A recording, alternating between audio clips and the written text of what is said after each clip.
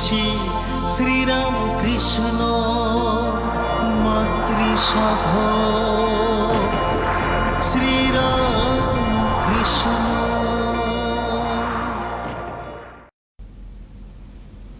নমস্কার, astro guidance অনুষ্ঠানে আপনাদের সকলকে স্বাগত। আজ আপনাদের সঙ্গে রয়েছি আমি অভিনন্দা, এবং বরাবরের মতো আজকে যিনি হট সিটে রয়েছেন বাকসিদ্ধ মাতৃ সাধক জ্যোতিষ শ্রীরামকৃষ্ণ, তাদেরকে অনেক অনেক স্বাগত জানাবো।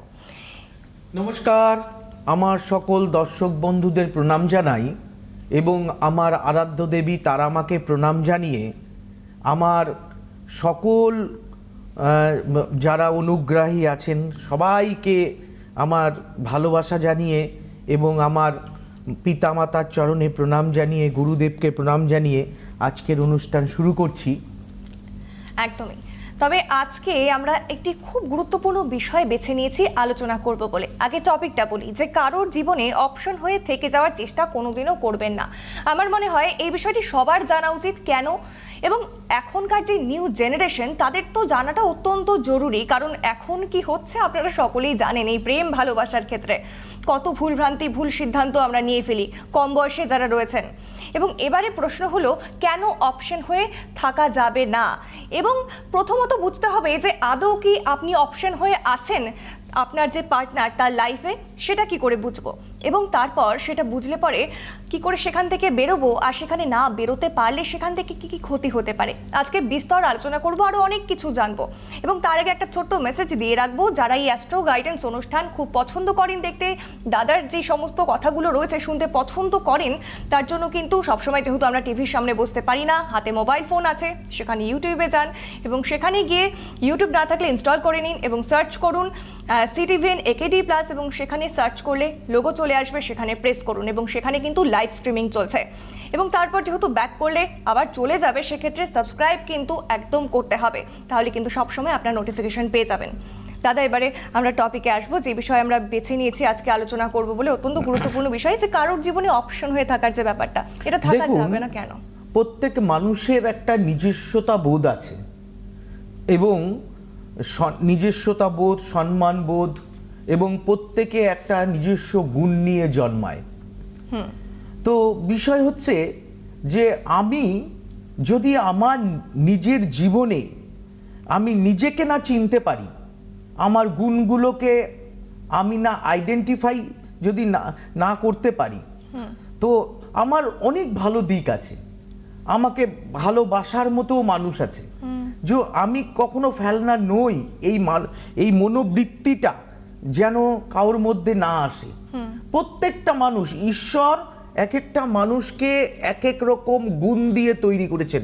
আমি এমন কোনো ছক খুঁজে পাই না যে ছকের হরোস্কোপে যে কোনো না কোনো গুণ সেই হরোস্কোপের মধ্যে নেই। প্রত্যেকটা মানুষের মধ্যে ঈশ্বর একটা গুণ দিয়ে পাঠিয়েছেন। আমরা সেই নিজস্ব যে জায়গাটা সেটা আমরা বুঝতে পারি না। আমরা কি করি, আমাদের চাকরি করতে হবে, আমাদের ব্যবসা করা যাবে না। হ্যাঁ, যাই হোক, একটা ফোন আছে, দেখি কে করেছেন। হ্যালো, কে আছেন, কোথা থেকে বলছেন? হ্যালো। হ্যাঁ, নাম বলুন। হ্যালো। হ্যাঁ, নাম, জন্ম তারিখ। হ্যাঁ, নমস্কার। হ্যাঁ, নমস্কার দাদা। হ্যাঁ, বলুন। আমার নাম জয়ন্ত সরকার, পালাকাটা থেকে বলছি। হ্যাঁ, বলুন, ডেট অফ বার্থটা বলুন। ডেট অফ বার্থ হচ্ছে আমার 10/10/1981। 10/10/1981। কটার সময়? সকাল, টাইমটা ঠিক একটু জানি, সকালের দিকেই হবে আর কি। ঠিক আছে, ওই সকাল 7টা? হ্যাঁ হ্যাঁ হ্যাঁ, ওরকমই। আচ্ছা, সকাল 7টা, ফালাকাটায় জন্ম? ফালাকাটায় জন্ম, বাড়িতে। আচ্ছা আচ্ছা, হ্যাঁ, এই ছকটা তো চেনা চেনা লাগছে। সেদিন শনিবার ছিল? হ্যাঁ, বলুন। 10ই অক্টোবর 1981, সেদিন শনিবার ছিল? না না, অক্টোবর না, সেপ্টেম্বর। 10 সেপ্টেম্বর। কত কত? অক্টোবর 10 নয়, সেপ্টেম্বর। ও, সেপ্টেম্বর। আচ্ছা আচ্ছা আচ্ছা আচ্ছা, ঠিক আছে ঠিক আছে, কোনো অসুবিধা নেই। 10ই সেপ্টেম্বর। আর আমার জন্মবার হচ্ছে বৃহস্পতিবার। 10ই সেপ্টেম্বর 1981। হ্যাঁ। আচ্ছা, হ্যাঁ, বৃহস্পতিবার। কন্যা লগ্ন, মকর রাশি জানা আছে? হ্যাঁ, মকর রাশি। হুম হুম হুম হুম বলছিলাম দাদা। হ্যাঁ হ্যালো। হ্যাঁ বলুন। বলছিলাম যে আমার এই বয়স এখন মোটামুটি ধরুন 43। হ্যাঁ, হ্যাঁ এই বয়সের আমি তো একটা ছোটখাটো চাকরি করি, একটা ওষুধের দোকানও আছে ফালাকাটায়। হ্যাঁ, ও আচ্ছা আচ্ছা, আপনি ওই মাদারি রোডের সরকার মেডিকেলের জয়ন্তদা বলছেন? হ্যাঁ হ্যাঁ, জয়ন্ত দাদা বলছি। হ্যাঁ, 2014 সালে আমি আপনাকে প্রেডিকশন করেছিলাম যে আপনার একটা সরকারি চাকরি হবে এবং আপনি ওষুধেরও ব্যবসা করবেন। হ্যাঁ দাদা, আপনার আশীর্বাদে দুটোই আছে। আপনার শাশুড়ি মা আমার কাছে নিয়ে এসেছিলেন আপনাকে। হ্যাঁ হ্যাঁ হ্যাঁ হ্যাঁ, জলপাইগুড়িতে বলুন বলুন। করেছিলাম। হ্যাঁ বলুন। বলছিলাম দাদা, মানে সবই ঠিক আছে, কিন্তু ইদানিং একটু মানে আর্থিক সংকটের মধ্যে পড়ে আছি আর কি, মানে বিভিন্ন কারণে, সেই ব্যবসা সংক্রান্ত কারণেই আর কি টোটালটা, অন্য কোনো ব্যাপার নেই। হুম তো এটার থেকে একটু রিকভারি কবে হবে, কি ব্যাপার একটু বুঝতে পারছি না আর কি, দিশেহারা অবস্থায় আছি। আমি যতবার ফালাকাটায় যাই আপনাকে পাই না, অনেক আচ্ছা, সময় আচ্ছা। ব্যস্ত থাকেন। প্রথম কথা, আমি আপনাকে একটা কথা বলে রাখি জয়ন্তদা, হ্যাঁ বলুন। আপনার কালসর্প যোগ আছে। কালসর্প আপনি প্রচন্ড ট্যালেন্টেড মানুষ। আপনার জীবনটা আপস অ্যান্ড ডাউনস এর মধ্যে দিয়ে যাবে, নয় ভিকিরিপতি নয় কোটিপতি। হুম, তো ব্যাপার হচ্ছে কিছু জমি বাড়ি সংক্রান্ত ব্যবসা হবে, জমি কিনবেন, সেই জমি আবার বিক্রি করবেন, এরকম কিছু ব্যবসা বাণিজ্য আপনার দ্বারা হবে। কিছু আচ্ছা, টাকা ব্লক হয়ে যাবে বর্তমানে, কিন্তু চিন্তার কোনো কারণ নেই। আচ্ছা অর্থনৈতিক পরিস্থিতি আপনার আজকে যা আছে, আগামী দিন প্রচুর হবে, প্রচুর অর্থনৈতিক উন্নতি হবে। এ নিয়ে আপনি নিশ্চিন্ত থাকুন। ডিপ্রেশন, চিন্তা ভাবনা বন্ধ করে দিন। হয়তো কিছুটা মাঝে মাঝে ইনভেস্টমেন্টের জন্য লোনের সম্মুখীন হতে হবে, কষ্ট পেতে হবে, কিন্তু আগামী দিন মানে একটু ডিপ্রেশনে চলে যাচ্ছিলাম মাঝখানে, ঠিক আছে। তো হ্যাঁ। আবার নিজেকে নিজে কাউন্সিলিং করছি, করে অনেক কোনো ইসে হচ্ছে না আর কি, আরে সেজন্যই আপনাকে ফোন কাউন্সিলিং করলাম আপনি আর কি। ওখানে করে কি হবে, আমার কাছে এসে কাউন্সিলিং করুন। হ্যাঁ, আপনি আর তারাপীঠ আসুন, মাকে পুজো আচ্ছা। করুন, দেখবেন মিরাকেল ক্লিক হয়ে গেছে। যেটা মানুষ মাথা দিয়ে, আমার কাছে কারা আসে জানেন? বিশাল বিশাল বুদ্ধিমান ব্যক্তিরা আমার কাছে আছেন, সায়েন্টিস্ট, ডক্টর, তারা ভালো ভালো মার্কস পেয়েছেন, এরকম মানুষ আমার কাছে আসেন। তাদের বুদ্ধির অভাব নেই।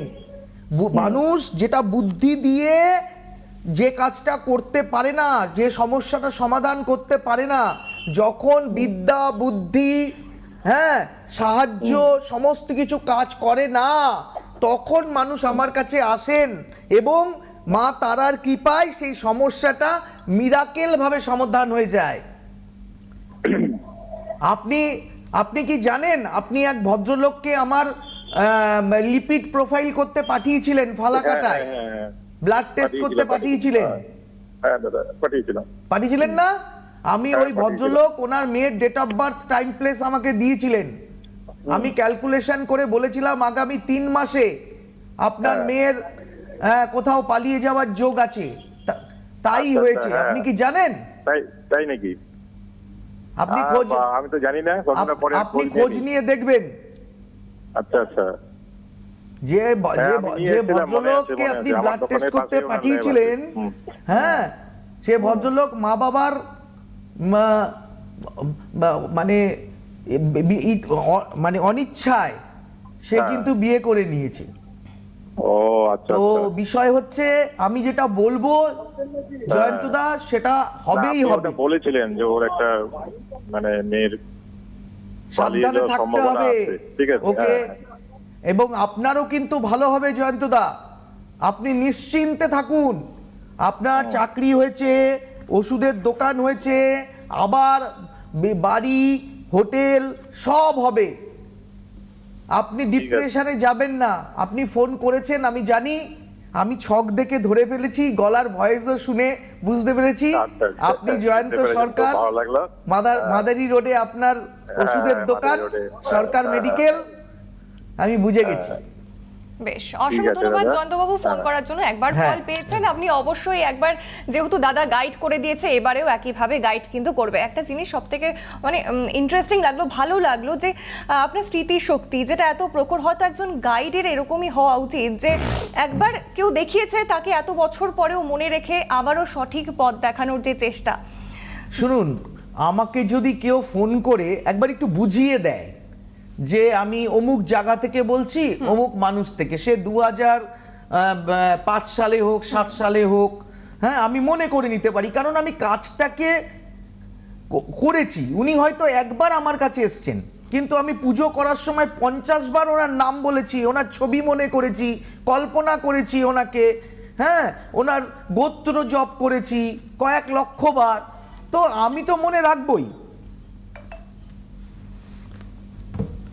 একদমই তাই। এবং ঠিক যে বিষয়টিকে আজকে আমরা বেছে নিয়েছি সেটা নিয়ে আবারও দাদার কাছে যাব যে কেন কারো জীবনে অপশন হয়ে থাকা যাবে না, এবং সেটা দেখুন, যদি- যারা আমার এখন লাইভ প্রোগ্রাম দেখছেন তারা আমাকে হোয়াটসঅ্যাপে লিখে পাঠান, আমার পার্সোনাল নাম্বারে ফোন করবেন না, হোয়াটসঅ্যাপে লিখে পাঠান, আমি ঠিক আপনাদের কল করে নেব। আমার ফোন আমি নিজে তুলি, গ্যারান্টি সহকারে কাজ করি, এবং আমি বলে দিই যে আমি যদি কাজ করতে না পারি আমাকে দিয়ে লিখিয়ে নেবেন, আমি কোনো পাপের পয়সা নিতে চাই না। কোনো কাজ করতে পারলাম না, আপনার থেকে অর্থ নিয়ে নিলাম, সেই অর্থ আমার হজম হবে না, এটা পরিষ্কার কথা।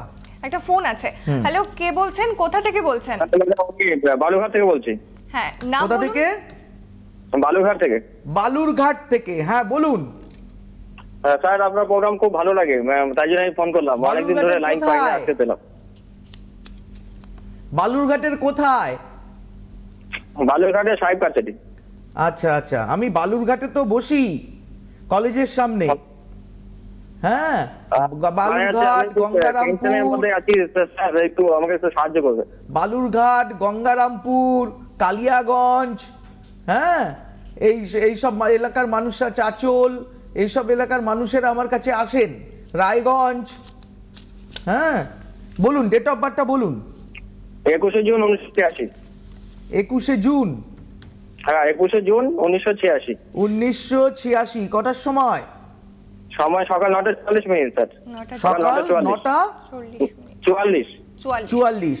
আচ্ছা, কোথায়? বালুরঘাট? হ্যাঁ, বালুরঘাট স্যার।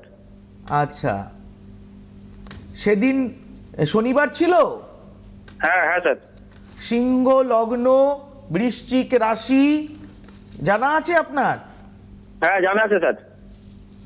আচ্ছা, এখানে যেটা দেখা যাচ্ছে, একটু ছকটা ভালো করে দেখে নিই। আচ্ছা,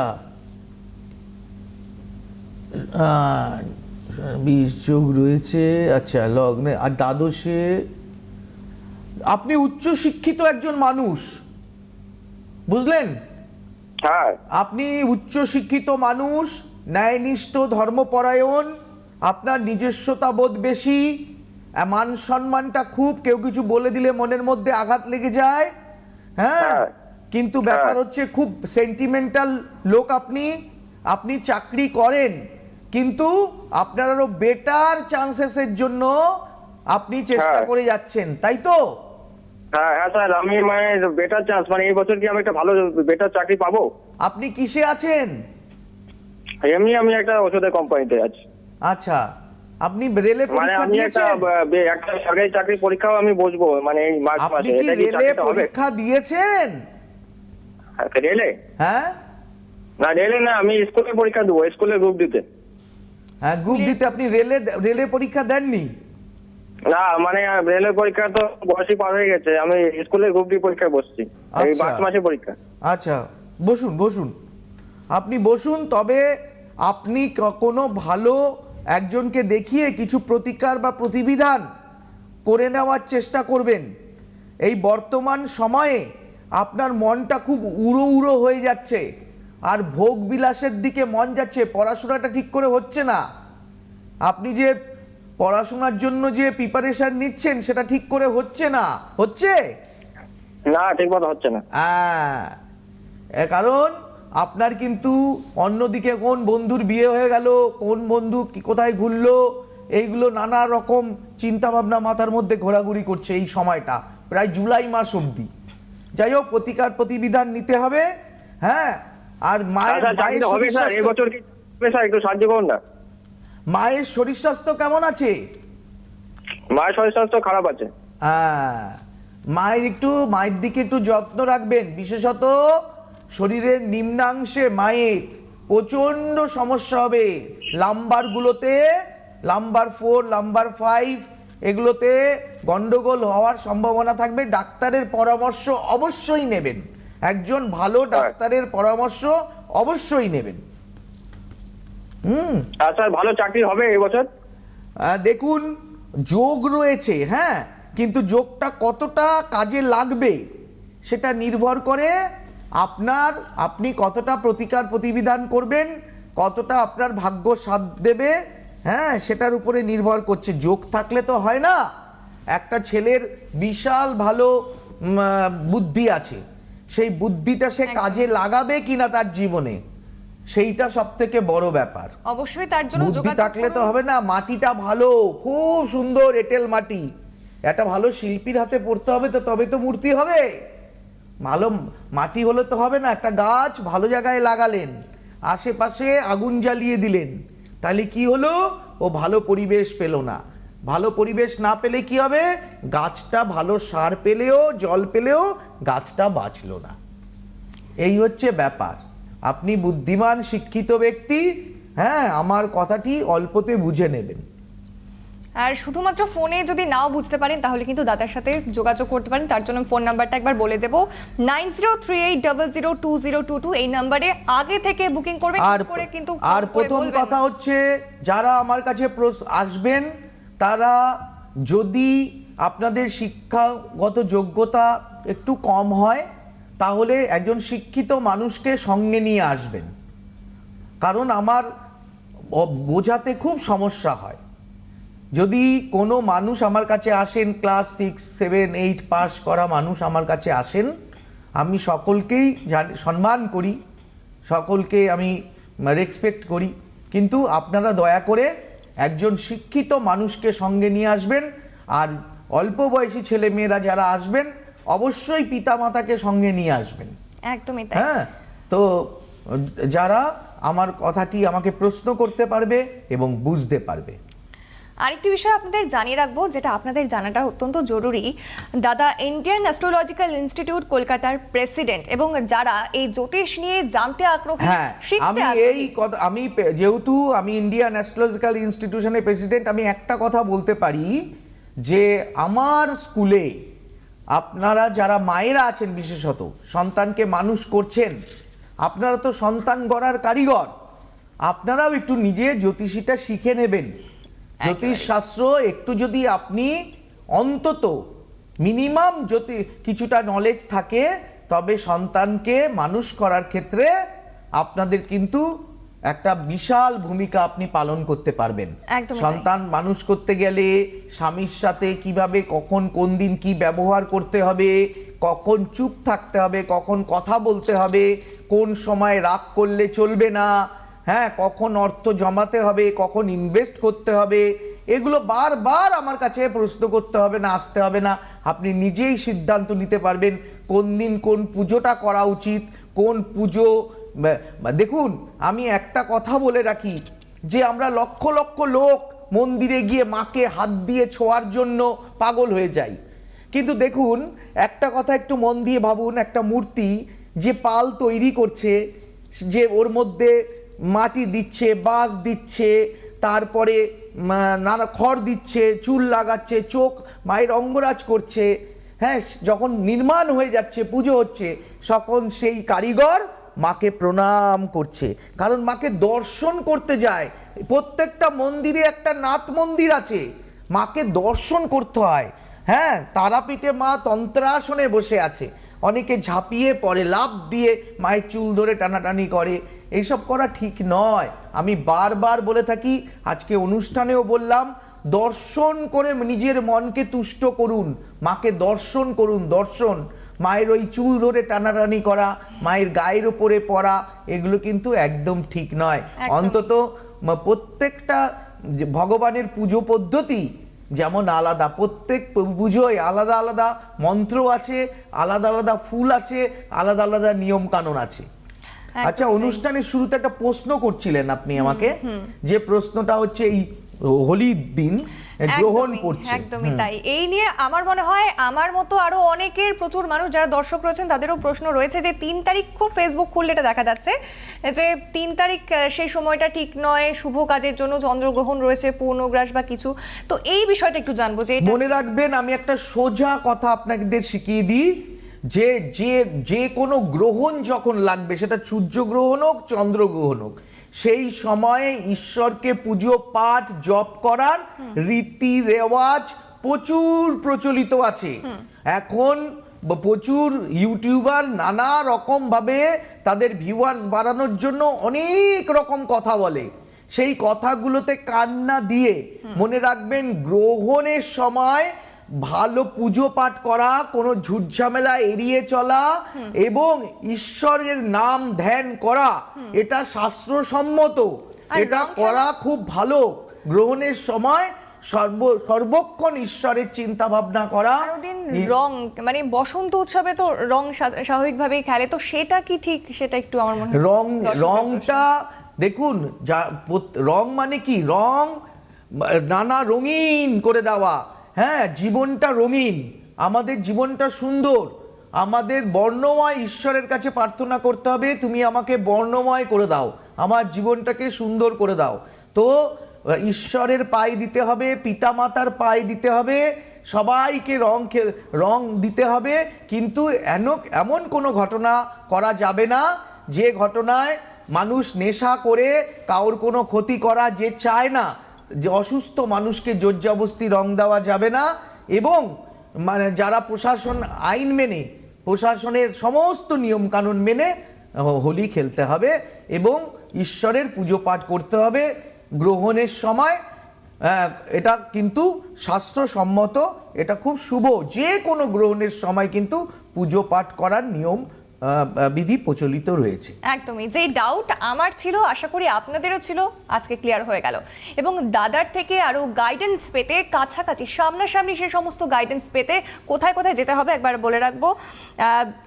সামনে অর্থাৎ এই মাসে মার্চে কোথায় কোথায় দাদার চেম্বার রয়েছে? 11 তারিখ রয়েছে ধুবড়িতে, 17 তারিখ যাই হোক, আমাকে ফোন করে, আমার নাম্বার 9038002022, এই ফোন নাম্বারটা আমি তুলি। কবে কোথায় আমি বসবো সেটা আপনাদের নিশ্চয়ই বলে দেবো। আপনারা হোয়াটসঅ্যাপে আমার সঙ্গে যোগাযোগ করবেন, টাইম ওইভাবেই দেওয়া হবে। তবে একটা কথা আমি বলে রাখি, আমি কাজ যেটা পারবো না মুখের ওপর বলে দেবো যে করতে পারবো না এই কাজটা, কারণ আমি সবসময় আপনাদের সাথে আছি, আপনাদের ফোন তুলি, সুখ দুঃখের কথা শুনি। সমস্ত দিন 365 দিন আমি 24 ঘন্টা আপনাদের সঙ্গে আছি, আপনাদের পাশে থাকার চেষ্টা করি। আমার একটা পরামর্শ আপনার জীবনটা বদলে দিতে পারে। একদমই, এই গ্যারেন্টি কিন্তু শুধুমাত্র দাদাই দিতে পারেন। আরও একবার নাম্বারটা জানিয়ে রাখবো আপনাদের, 9038002022। এবং দাদা কিন্তু বহু পুস্তকের রচয়িতাও, যেমন তন্ত্রমন্ত্র, জ্যোতিষ, ভাগ্য ফেরানো এবং হাতের ভাষা, সমস্ত কিছু কিন্তু নিজে হাতে তিনি লিখেছেন। সেই সমস্ত বই আপনারা পেয়ে যাবেন। এবং তারাপীঠে হোমযজ্ঞও কিন্তু নিয়মিত দাদা করেন। যে কোনো সমস্যা দাদার সাথে যোগাযোগ করুন এবং সেই নাম্বারে। আজকের মতো এই পর্যন্ত। অসংখ্য ধন্যবাদ আপনাদের এতক্ষণ সঙ্গে থাকার জন্য। অসংখ্য ধন্যবাদ দাদাকেও। সুখবর, আপনাদের প্রিয় জ্যোতিষী রামকৃষ্ণ শাস্ত্রী অনলাইন কনসালটেন্সি করছেন। আপনাদের প্রতিকার এবং পরামর্শ ভারতবর্ষের বিভিন্ন প্রান্তে পৌঁছে যাচ্ছে। Online consultancy number 9038002022। Ramakrishna Shastri, আপনাদের সাথে, আপনাদের পাশে।